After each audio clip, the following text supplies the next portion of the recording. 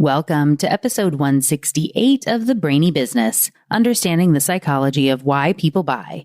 In today's episode, I'm excited to introduce you to Dr. Michelle Niedziela, VP of Research and Innovation at HCD Research. Ready? Let's get started. You are listening to the Brainy Business Podcast, where we dig into the psychology of why people buy and help you incorporate behavioral economics into your business, making it more brain-friendly.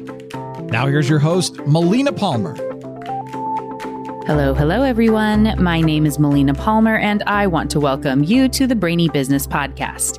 Today, I'm excited to introduce you to Dr. Michelle Niedziela, VP of Research and Innovation at HCD Research. She's also an editorial board member of the Neuromarketing Science and Business Association, or NMSBA, and part of the brains behind the upcoming NeuroU Conference, which is taking place virtually this year, September 14th through 16th, 2021. And I'm sure it will happen in future years as well, in case you're listening to this later. Michelle will talk about it in the conversation, of course, but I'm very excited to say that I'm going to be a speaker at the conference this year, so it's definitely the time to register and come join us. I won't get into too much more about Michelle here, as she's going to do so as we kick off the interview. So just a quick housekeeping note before we start.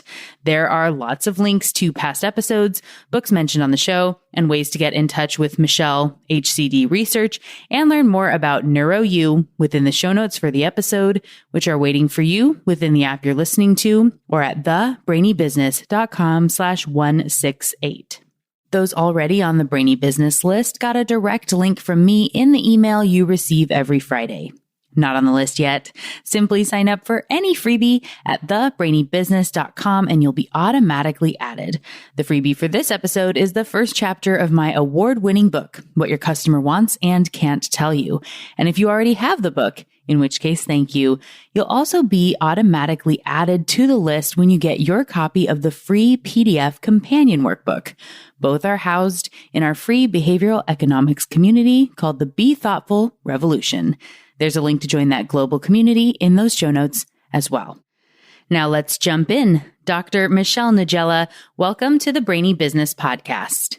Glad to be here. Thanks for inviting me. Absolutely. I'm so excited that we got connected. We were just talking about how it was kind of a roundabout through John Levy, who was on the show. His book came out the same day as mine. And in some of his book launch stuff, met a mutual, your friend, that's his friend that I got connected to, whole deal. And she said, Melina, you and Michelle should have a conversation. And so here we are. And it turns into an interview and other great stuff we're going to talk about. But before we get into that, tell everybody who you are and how you got into the wonderful world of behavioral science. Sure. Michelle Niedziela, PhD in Behavioral Neuroscience. I have a really roundabout way of having gotten here. I started out thinking I was going to be an academic neuroscientist, working at a large university with a research lab and studying something really esoteric and specific. I was looking at genetic influences of food intake and body weight. And obviously I've come a long way from that, but I was doing animal models as well. I ended up doing a postdoc in Philadelphia at Monell Chemical Senses Center, where I got exposed to companies that were doing research and using sensory and understanding behaviors and really psychological and neuroscience drivers of behaviors, particularly with taste and smell. And that really opened my eyes up because, in academia, industry and business is kind of like evil, right? And everybody is like, oh, no, you don't want, to deal with industry. But it really opened my eyes up, and I saw there was like this whole world of research that was being done at really understanding human behavior and how we interact with products, interact with flavors and fragrances and colors, and really understanding all of that. And I found that I actually had a place there. I fit in, and it was a lot of fun, and I've been doing it since. Yeah. And so I did a whole series on the senses on the podcast in year one. I think it started at episode 24. We'll link to them in the show notes for sure. But as with so many of these, I'll do an episode and it's just barely scratching the surface, and then get to talk with people like you who have so much insight into the nuance of tiny little tweaks and things that can make a difference. So you specifically or have more of a focus on smell and taste. Is that right? Yes, yes. So that is the majority of my educational background is really more around taste and smell. And Monell itself is the research center for taste and smell and chemical senses. It's this whole world that I think people just don't really think that much about. So they don't realize how important it is in their lives until they maybe lose their sense of smell, which is something, of course, that's come out a lot recently with COVID, right? Where people have lost their taste and smell, and you start recognizing how important it is for safety, for, psychological happiness, and just for things that you like, right? So, understanding which products are really like fitting into your life. And I mean, there's this whole world around choosing the right fragrance and the right flavors for your shampoos and your soaps and, all sorts of things that I think people don't realize how much work really goes into it. Yeah. Anosmia being a word people maybe know now that they had never had to ever think about before, March 2020. Yeah. So I know a little bit about your background, I guess. So we'll say, what changed for you that had this sort of, you had a plan, something happened that made it so you had to essentially shift to industry. We're, of course, glad that you're on this, not the dark side by any means, being a person in applied world. But so what motivated you to make that leap? Yeah, so I was working in academia and working on animal models, particularly in rodents. Looking at genetics, people often use mouse models for the genetic manipulations. And so I had built my career for, over 10 years studying mouse models and rat models of feeding behavior and genetic influences on innervation in the gut. And it slowly happened over the course of 10 years that I started developing an allergy to rats and mice, and actually got so bad that I couldn't even go near like the lab notebook or pencil or pen that had been in the animal room. And, it started becoming evident that either I was going to have to like always wear a hazmat suit or I was going to have to switch careers. And luckily I had a very thoughtful advisor when I was at Monell Chemical Senses Center, Mike Tordoff, and he suggested, that I look into industry, and I hadn't really thought about actually getting a job in industry. And he said, you have a personality where you're outgoing and you like talking to people. So why don't you take a chance and apply? Because otherwise you might have to actually go back to school to get a clinical degree to work with humans. And I was like, wow, I just did like a 7.5-year PhD program. I'm not particularly interested in going back to school. So luckily I found this awesome position. There was this ad, and it specifically said it was looking for someone with a psychology and neuroscience background who understood specifically about taste and smell and could help design research. And I was like, oh, this is like made for me. And at the time, it was 2011, and there weren't a lot of positions like that at the time. It was also within driving distance, which I didn't have to move. So I ended up taking a position as a senior scientist at Johnson & Johnson, leading their behavioral sciences and innovation program for taste and smell. Yeah, it's definitely one of those like, serendipitous, like totally meant to happen. It was in the stars, so to speak. So in starting with whether it's an example from Johnson & Johnson or some of what you've done at HCD Research or any of your background, like tell a little bit, I guess, about how the senses are impactful and important for brands, if you have a favorite case study or anything like that. Yeah. So I think, again, people don't really realize how important the senses are in product, and particularly in product design and product development. I mean, people don't even realize that there's huge departments at all major companies that are just sensory groups, sensory departments. And their whole job is to test many different things that I think people don't realize the work that goes into it. So let's take orange juice, for example. Everybody expects your orange juice to taste the same, whether it is in January or in July, right? Where obviously there is a season for oranges, but if our January orange juice tastes different than our July orange juice, consumers get upset. And so, so much is going into just being able to see if we can tell the differences, to really look at consumers and see if they can tell the differences between two orange juices, and making sure that orange juice is staying within a specification. because you might expect this brand's orange juice to taste one certain way and another brand to have a slightly different taste. And so if you start to stray out of that zone, then people actually get really upset. You start getting a lot of phone calls about complaints. Even if it's a better tasting orange juice, they're still going to complain. That happened, for example, if you think about, the classic Coca-Cola issue back in the 80s when they came out with New Coke. Arguably, New Coke was a better tasting Coca-Cola. It was sweeter, exactly what people said that they wanted, but it wasn't matching people's perception of the brand. So making that link to meet expectations and make sure that that product meets the promise, that brand harmonization with all the experiences people have within a brand. Product and brand is so much more than just, advertising and logos. Like it really is the product experience too. Like you have to make sure that they really line up and match. But I think even further, what's kind of cool is that you can lead people using sensory cues, whether you're using a particular color to make people think that you're more trustworthy, right? They say that blue is more trustworthy, but you can also make people feel more relaxed with certain fragrances. You can use particular textures to signal that something is more organic.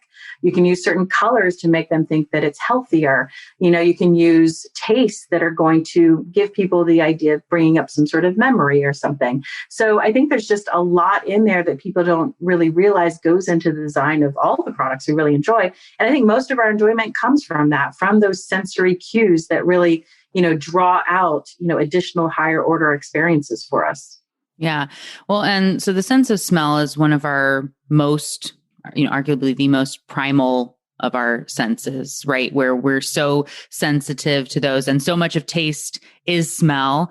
And so potentially you're talking orange juice, this is why we see labels all the time and maybe think logical side of the brain is saying, this is ridiculous. Why would we say it's the new label, same great taste, right? But as you're saying, we have to say that, even if it's just priming and setting up that brain, getting what it's expecting. Like, don't worry, it's not going to taste different. Whereas if someone is going in thinking, I bet this orange juice is going to be a little bit different, then you get all these other problems that can come.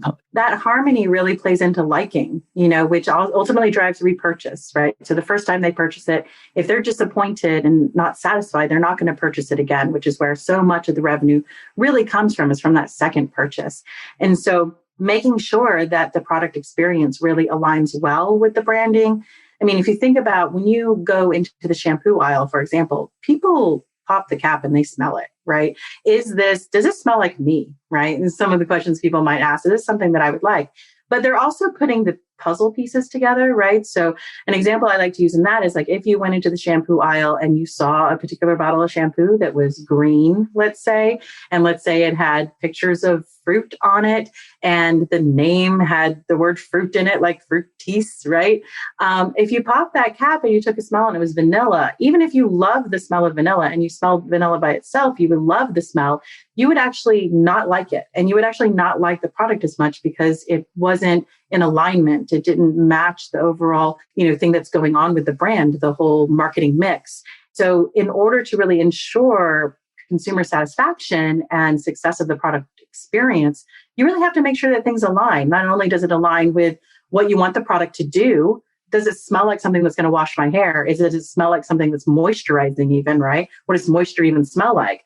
But does it fit the brand that people are trying to say it is? Like, is this a smell that's better for Pantene or is it a smell that's better for Fructis? I mean, these are real things that people can tell. I know when you said, does it smell like moisture, which I had the same, like, what in the world would moisture smell like? What a strange thought. But it feels like that's more in a texture, you kind of get a viscosity in a feel of it versus the, oh yes, that smells moisturizing. But oddly enough, it does. People can differentiate between, say, two different shampoos on which they think is going to be more moisturizing.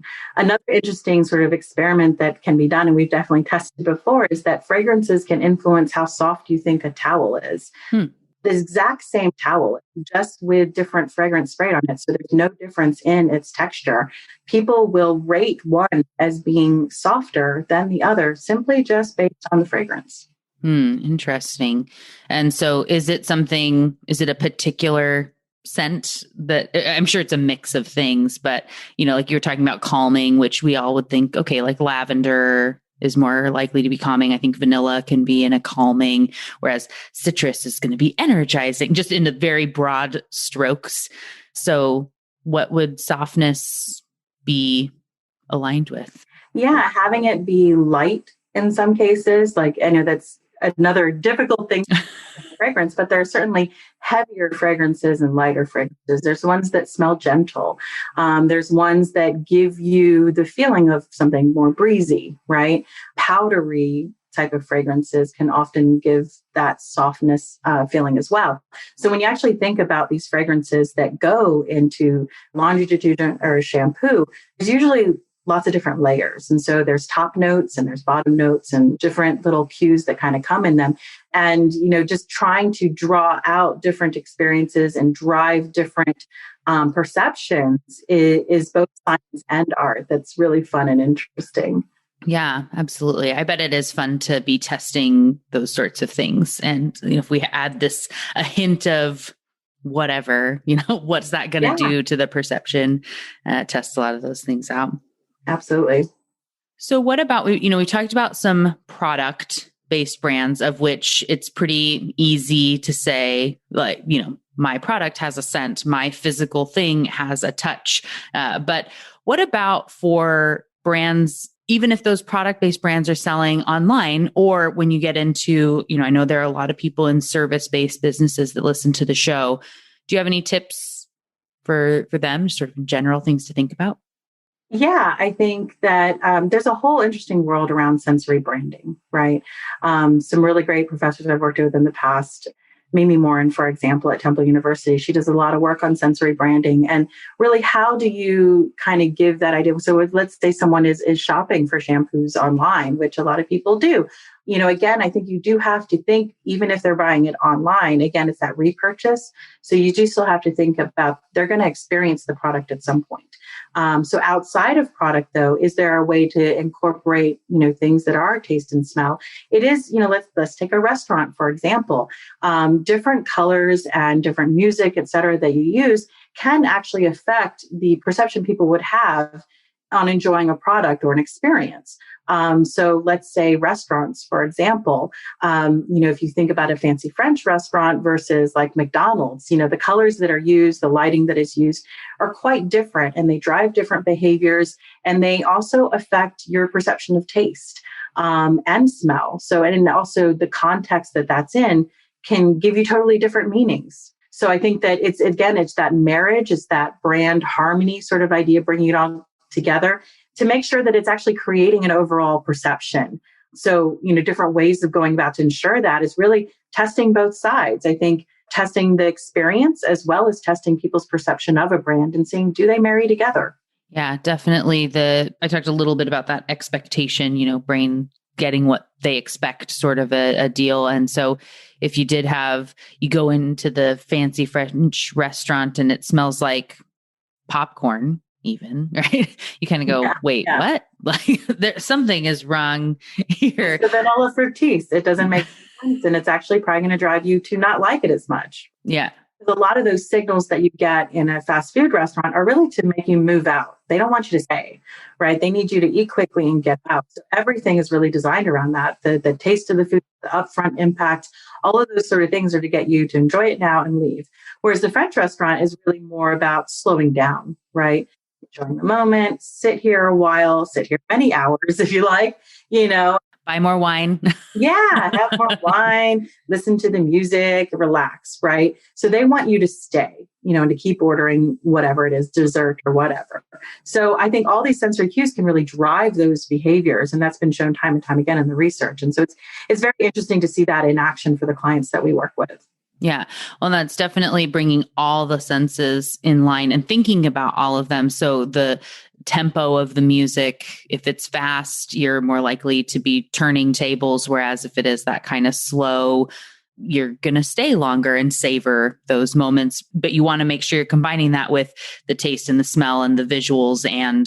No. Yeah. It all needs to align. Otherwise, you do risk, queuing something up that's going to ultimately lead to dissatisfaction.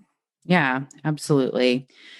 What's the sort of question that somebody has when they come in at the beginning, and what, just looking for things that, audience can relate to? Yeah. And, how do you kind of uncover, oh, this is a scent issue or a taste, or let's look at this? How would you even go about testing and figuring these sorts of things out? We have a lot of different research questions that come to us. So in some ways, I like to say that we're problem solvers, because a lot of times clients will come to us because they're not really sure. They have this product or this research question that they haven't been able to answer before. And so they will come to us and say, look, we're really struggling to differentiate these products. So let's say we do have laundry detergents and they do ask liking and purchase intent and all those sort of things, but they can't differentiate, meaning they can't tell the difference between different prototypes or really differentiate themselves from competitors, benchmarks, things like that. So what can they do? Well, we come in and we will do different types of designs using psychology or neuroscience and physiological measures to see, okay, what can we do to differentiate understanding the experiences, the different types of experiences people are having with these different prototypes, to ultimately help our clients, say, choose a winning prototype. So that's one type of client that has prototypes that they're trying to decide which is going to be the best for this overall product that we're trying to create. Does it match our brand? Does it match what we're trying to have the product do? Let's say moisturizing shampoo. Does it match our brand? Does it make people feel like it's moisturizing? Do they like it? Would they buy it? So putting all those pieces together. Then there's other people that are looking to explore spaces. So it's very an innovative approach. It's a behavioral design kind of approach where they're saying, okay, we want to understand the needs of our consumers and the white space that exists. How can we explore what we aren't answering with our product? What's missing? And so we'll do different combinations of tools from both traditional market research and consumer research to using psychology and neuroscience to say, okay, what can we uncover that you're not meeting the needs of your consumers for? So maybe it is something like taste and smell, but it may not be. So while my experience has been a lot of the taste and smell part, sometimes it's not that. Sometimes it is a marketing issue that we can help with, but it's about finding the right combination of tools to really uncover that. And so sometimes there's an innovation space, and sometimes it's more of a very complicated sciencey question where they want to say, prove that this particular nutritional beverage is causing something, right? So they want to say that it is being seen as feeling healthier. People feel it's healthier. Or maybe they actually want to show that it's making people smarter. Is it decreasing stress? We even do home fragrances where they might be interested, again, in showing that people are more relaxed. How can you prove that it's really relaxed? And that's a whole nother interesting world about claim substantiation, the legalities and the technicalities of how to properly do research to ensure that it really is making people more relaxed or really is helping people sleep better. Yeah, definitely. I love that they're all a little bit different. And like you said, you're not forcing people, not every brand needs to be focusing on scent, right? Just that happens to be your expertise, but able to say, like that's maybe not what you need right now. And that's okay. I really like for, this sort of the, touch without touch, smell without smell, those really great descriptive words that can make a difference when we're looking at stuff online. I give the example of instead of just saying, you go to buy a couch, let's say, and it says material, leather. You say, well, all right, cool. Yeah. Is that different than if they say genuine leather? Is it different if they give more qualifiers to it? Right. Or that like buttery, soft chocolate brown leather is you go, ooh, like that sounds nice. You have a little bit of a different experience with that. But again, you need to know what it is that you're trying to evoke, who the right customer is. That might resonate with someone, whereas the, man cave buttery soft isn't going to have the same vibe as that like old rustic kind of leather, I guess. Sure. And even, we do a lot of packaging work as well. So checking to see, people's perceptions of packaging or even the UX of packaging. Because if you imagine, and this is an interesting one, if you just think about some of the bottles of lotion that you might have in your house, what color is it, and what does it say on it? So let's say you look at it and it says soothing on it. Does it look like oatmeal? Does the packaging look like oatmeal? Because that often connotes this whole idea of soothing, just having a slightly textured bottle, having it be that sort of, beige color that just automatically starts thinking, oh, it's like oatmeal, it's soothing. It might even have the fragrance of oatmeal in it, or even it has the word oatmeal on it somewhere. But it's interesting how that will, drive certain perceptions of people believing that it's soothing, that all those words kind of work together to build this whole experience and this whole context, whether you're experiencing it in person or you're seeing the packaging online or whatever it might be. It definitely builds a whole picture of what you should be perceiving. Well, and for everyone listening, when she says, like, if you think about a lotion and is it evocative of oatmeal or oats, do you have a brand that came to mind somewhat instantly? Where for me, like Aveeno, right? Yeah. Like, I know what you're talking about. Like, I don't even have to they've done such a good job of associating themselves with that. Like, I know what you're talking about. And there's no question, really. Yeah. I mean, maybe there's I'm sure there are other brands that tie in oats and oatmeal into what they do, but Aveeno really owns that space. Yeah. Yeah. The natural soothing, that whole thing. They've created that simply through, smart packaging and, creative wording that all feeds into this perception. Yeah. And so being really focused, what I love about this too, is it shows, I feel like in marketing and brand strategy, we feel like, and whether this is pressure from other areas within the company, it's like you need to do more and be everywhere and everything to everyone, but then you're nothing to nobody really when you do that. Whereas for Aveeno, be like, we're oats. We are the oatmeal lotion and products. And we want people to think about that. And then you have these very literal sort of associations in the brain that when you see oats, maybe it makes you think of that lotion if it's something you buy and you go, oh yeah, I need to buy more. I have to pick up some more of that because whatever. So that, you're associated with a tone, with a texture, with a scent, with, if you eat oatmeal for breakfast and then you're going to put it all over your skin, whatever. Yeah. It's that whole network of associations, right? So you put oatmeal in the middle and you start to see all these things shoot off from it. You see soothing, you see natural, you see healthy, holistic, all these sort of things kind of are triggered by something that's being cued just by the texture of the bottle, right? Mm-hmm. Right. And understanding that sort of map to where you're able to say, if we're about one thing, if we want people to just have one thing that associates them to us, what is that? And what's everything that's just sort of close by what that is? And how can we be incorporating that? When I work with clients on priming, definitely do that. Think about your words, what they're going to be, what they mean. Grab a thesaurus, y'all. Like, it's your best friend when you start looking like, is this word is slightly different, but what is that? There's a connotation or something that's maybe closer or further away from whatever emotion you're trying to get to. And I think you touched a little bit on nostalgia, but I think there's probably, I know there's a lot more there. Do you have anything you would like to add on the importance of some nostalgia factors for brands? You don't want to alienate your consumer, right? So a lot of times when people come out with new improved, particularly for some sort of iconic brands out there that have been around for a long time, let's say they do add a new fragrance, you can end up alienating your consumers who have grown up with that brand. I think if you think about baby lotion, I think, Johnson's, right? If you think about the pink bottle that everybody's very familiar with, what's interesting, if you start to look at those consumers, most of them are actually adults, not babies. A lot of adults actually use the baby lotion on themselves. And part of that is because that iconic fragrance that they are familiar with. And when those sort of fragrances change, it can alienate your consumer and they won't trust you anymore. So those are definitely things to be aware of when you start thinking about nostalgia.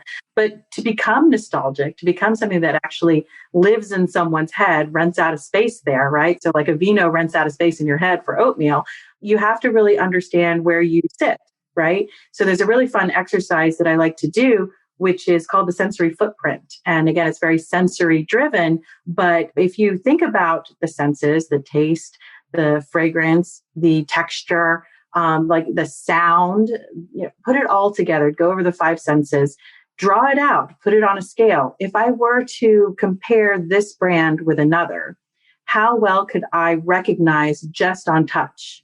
So if you think about Coca-Cola, if I were just basing on touch, probably like the mouthfeel or maybe the touch of the bottle, would I be able to recognize that it's Coke with my eyes closed? If I have my eyes open, can I recognize it very easily? Smell, all of those things, can I recognize it much more quickly than other brands? The more sort of the larger the sensory footprint, meaning you have higher numbers in each of those senses, the stronger you are to really grab that nostalgia, right? Where people identify your brand and can pick it out of a lineup and you're touching them. So I like to think of sensory, and I think a lot of people don't really think of it this way, but it's very important to think of it this way. Sensory is a form of communication, right? So whether you're communicating that a vino is healthy or healing or soothing simply by the oatmeal fragrance, or you are signaling to them that, no, this is Coca-Cola, it's recognizable, you can recognize it, whatever it is, like you are communicating to them. So beyond just putting words on the bottle, you have all these other ways to communicate with your consumer. And that's super important when people only look at a shelf for a couple seconds. So how many ways can you communicate with them can be really important.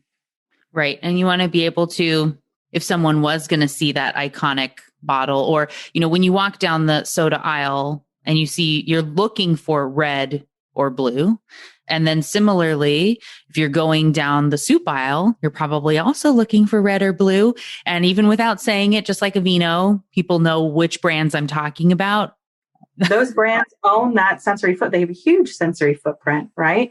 People can recognize them immediately, even if you were to take that bottle of Coke, glass bottle, smash it on the ground, could people pick up a shard of it, of the 100 pieces that are out there, and say, you know what, this is a Coke bottle? I bet they could. Definitely the glass ones for sure. But then we get into our kind of standardized packaging with cans, whole other thing. We don't have to get into that. But when we talk about bottles and things, definitely know, or even the water bottles, water's water in a lot of ways. But or in a square, does it matter? Right. If it's in this kind of squarish box sort of deal versus the blue, the Aquafina bottle is very different from the Dasani bottle, which is different from Voss, which, you right. have all those, and it matters. It does. It matters a lot. I mean, just in thinking, is this higher quality water? That definitely drives that. We've seen that with wine bottles, where you look at the weight of a plate even can influence how much someone eats. So there's a lot of interesting research out there with sensory and food science and all these things that really have looked at that. The size of the plate, the color of the plate, the weight of the plate can influence your enjoyment of it, how you rate it, and how much you actually eat overall, which, it's fascinating. Yes, all of it for sure. Fascinating. One quick thing I was thinking of. So now in a world where we've gotten used to a lot of textures and thickness, as you're talking about here, and like you say, weight of like wine glasses too dictates whether you feel like it's a better taste or brand or whatnot. But, so now water bottles, the plastic ones, are trying to be as thin as possible, and they crush in your hand, and it's obnoxious, and they're smaller, and it's different, and we don't like it. And the, compostable straws, which again, I get it. I know why it's here. And it like liquefies before I finish my drink, which is obnoxious, So how much of that ties in for a brand consideration when you want to be like, I know that you're doing this for environmental purposes, which I appreciate, and it's very inconvenient and I don't like it. How does that all kind of tie in? Yeah, it's been very much a client by client situation, but there are definitely a lot of clients out there that do think about this exact question. And so we've dealt with that, particularly around social issues where you have more brand activism in some cases than in others. And so can that brand activism, as long as they're communicating it, override, people's sort of preferences on how a product should perform? And it's really tough, and it really depends on the client and what they're interested in pursuing. But we've done studies where we've sort of examined those expectations and those needs against their perceptions, and can the perception of the brand being, very environmentally conscious really override those needs? Can you come out ahead by simply, as long as you're, communicating enough? And I think that really is the key, that as long as your brand is strong enough in their understanding of what your ultimate goal is, you can increase the value and perception, even if it is flimsy and all these other things going on, because, you've built this other value, right? You sort of exchanged it for another value. But it does require a lot of nuance and a lot of research to really ensure that you're not, again, alienating your consumer. If they believe that you should be, your brand should be valuable, right? It's of good value, but then the bottle's so flimsy, is that going to decrease their perception? Absolutely. We've measured it many times. We can see there's a decrease, but that's why you have to kind of like make up for it somewhere else. Yeah. Awesome. Well, thank you for that sort of little tangent. I mean, it's all related, and yeah, where, I have these thoughts. Hopefully people listening are thinking the same sort of thing and appreciate those sorts of questions. But before we close out the interview, I do want to talk a little bit about, so for everybody who's looking to learn more and have good conversation and maybe hear other discussions about applying things, let's talk about NeuroU and how that's coming up here soon for when the episode comes out, as an opportunity for people to get this, what is currently a virtual experience. Talk about it. Yeah. So NeuroU is this event that we started doing 4 years ago. So this will be our 4th year doing it. Where basically a colleague of mine and I were discussing how we're always talking to clients to try to educate them. Like so much, there's a lot of confusion when it comes to neuroscience and psychology and using it in business and business decisions and really product development, these sort of things. And so we spend a lot of our time educating our clients and educating people in general. I go to conferences, we write articles and papers and books and everything like this. But we decided it would be helpful to host an event that we wanted to be purely educational. And our drive for that is that there are a lot of sort of for-profit sort of initiatives on these types of conferences, but this is totally free. And currently it's online. We started doing it virtual last year because of the pandemic. We're continuing it this year because we found that people from all over the world were able to join. And it was a lot easier to get different speakers to join when it was virtual as well. So about the speakers, we didn't want it to be us only giving the message. We prefer to tap people that are smarter than us in different topics, right? So maybe I know a lot about sensory. Maybe you know a lot about behavior. Let's have you come and talk about it. So it's not just about HCD. It's not just about me, but bringing in experts to talk about something very current to this research area, to educate clients and people that are just interested. We have a lot of students in academia that also join in because they're kind of curious how these things get applied in business because they're learning about them in school. But, how is this getting applied? How is it working? What is EEG? What is, behavioral economics? How can someone who's an executive at a company really learn how to do that? Well, we started doing this event. It's going to be September.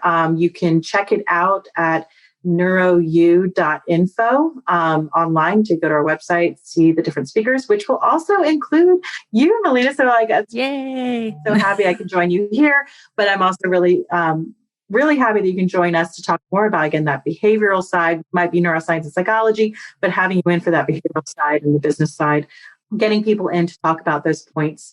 Also at HCD have our blog on our website, hcdi.net. And then also we have our own YouTube channel where we do a vidcast as well as post any of the talks that we do and different studies that we've done. We do a lot of internal studies and we always like to share. And so people can check those things out, see this stuff in action. Awesome. Well, I am definitely all about sharing good things and what people are doing and getting just more awareness of what's happening in the space, especially, on an applied side, there's a lot of understandable corporate secrecy that keeps things from being able to be talked about. And so whenever we're able to share, and I hope that there will be more of that moving forward, of people being willing just to talk about the types of things they're testing and the insights and why, even just like the question you were asking, any of that I think is so valuable for others as we look to move the field forward. So thank you for NeuroU for sure. And for those other great resources, we'll definitely be including links to those in the show notes for everybody. Thank so you. They can hopefully attend this year. If you're hearing this, when this is coming out, it's just in about 10 days, I think, from when this episode comes out. And if you hear it later, don't fret. Like we said, the blog, the YouTube, future events, I'm sure there will be many. We'll have recordings too. Oh, great. Yay. Well, that's always fun. So any last thoughts, things I should have brought up or that we should have talked about that you'd like to share before we close out the show? All this stuff is bottomless. I think we can go on forever, but I think we talked about some really fun stuff, and, feel free to reach out anytime if you want to chat more, or if anybody's interested, they're welcome to reach out to me directly. Awesome. Well, thank you again so much, Michelle, for joining me. It has been a total joy chatting with you, as I'll say, as always, even though this is our second conversation, technically, feel like many more to come. Yes. Thank you so much. This was a lot of fun. Thank you again to Dr. Michelle Niedziela for joining me on the show today. What got your brain buzzing in today's conversation? For me, I find the power of our sense of smell to be so fascinating, especially that part about what moisture smells like. Isn't that a weird concept to consider? The things we're able to recognize on a primal level, something that binds us together even when we don't really realize it. It may seem like something as obscure as the scent of moisture would be relative, but people like Michelle, who study this so deeply, can help a brand to realize what makes this consistent amongst enough people to help them trigger that knowledge, even if the sniffer doesn't consciously realize it. Michelle also mentioned a couple of things that are very relevant to some upcoming episodes on the show, which I'm excited to share with you. For example, she talked about why we like what we like. And that's the exact topic of episode 172, when Prince Guman, co-author of Blind Sight, is joining me. You already met his counterpart, Dr. Matt Johnson, when he was on the show back in episode 160. This is a fascinating conversation, and you should definitely tune in for that one. And if you just can't wait, there's a link to get your copy of Blind Sight in the show notes. In addition, Michelle mentioned about how morals and ethics can come into play with brands, as we're talking about the plastic bottles being a little flimsy and weighing if that is a good move for your brand, or if the lack of structural integrity could work against you. In episode 173, Dr. Andy Luttrell will be here, and his research specifically looks at when moral appeals are useful and when they should be avoided. So if you found that to be an intriguing conversational note, know that it's coming back around in more detail in a few weeks. And of course, don't forget to register for NeuroU, which is coming up in less than 2 weeks on September 14th. As already mentioned, I am deeply honored to be one of the speakers at the conference this year and hope to see you there. There are links to register for NeuroU and learn more about HCD Research, as well as links to past episodes and books mentioned today, all within the show notes, which are waiting for you at thebrainybusiness.com/168. And as we close out the show, I want to thank everyone from around the world who's ordered my book, What Your Customer Wants and Can't Tell You, which I'm honored to say is now award-winning as a finalist in 2 categories of the International Book Awards. A special shout out to everyone who's been sharing about What Your Customer Wants on social media and writing those amazing 5-star reviews. If you haven't done so yet, would you do me a personal favor and leave a review of the book on Amazon, Goodreads, or wherever else you write reviews? More reviews make it more likely to have the book promoted by those site algorithms so others can find it and see that it's a fit for them. And for all the reasons, it would be so appreciated by me. Thank you in advance for taking the time. I hope you're loving the book, or perhaps hearing about the International Book Awards has put you over the edge and you're ordering your copy right now, in which case I can't wait to hear about your thoughts once you've had a chance to dig in. Come share it with me on all the socials. You can find me as The Brainy Biz or just Melina Palmer on LinkedIn. And one last reminder, if you haven't yet checked out that free PDF companion workbook, all 111 pages of it are waiting for you inside our free global community, the Be Thoughtful Revolution. Links for all are waiting for you in the show notes. And thank you again to Dr. Michelle Niedziela for joining me on the show today. It was a delight to chat with and learn from you. Next week, on episode 169, Dr. Troy Campbell is here to talk about the science of cool. Bet you didn't know there was a science to that, huh? Well, tune in to learn how you can use science to make yourself or your brand cooler. It's going to be a lot of fun. You won't want to miss it. Until then, thanks again for listening and learning with me. And remember to be thoughtful. Thank you for listening to the Brainy Business Podcast. Melina offers virtual strategy sessions, workshops, and other services to help businesses be more brain-friendly. For more free resources, visit thebrainybusiness.com.